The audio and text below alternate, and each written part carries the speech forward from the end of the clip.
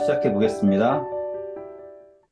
성소는 저희가 이제 이거를 어떻게 이해하느냐, 어떤 관점으로 보느냐라고 하는 거에 따라서 정말로 극명하게 차이가 나요. 성소를 율법주의로 보잖아요. 그러면은 완벽하게 율법주의에 대한 근거를 제시해 주는 게 성소가 될 수 있어요. 음, 그런데 또 성소를 이제 은혜로 보잖아요. 그러면 더할 나위 없는 은혜가 담겨 있는 게 또 성소예요. 음, 저는 어려서부터 성소를 율법으로 배웠어요. 뭐 그렇게 열심히 가르쳐 주지도 않았지만 스스로 느끼기를 자라온 환경 자체가 율법으로 성소를 배웠어요. 그래가지고 어느 날이다 뭐 이런 것도 있잖아요. 뭘 하면 된다, 뭘 하면 안 된다. 그런 거에 되게 이렇게 목맸었어요. 그리고 그거를 저는 이제 경건이라 생각했어요.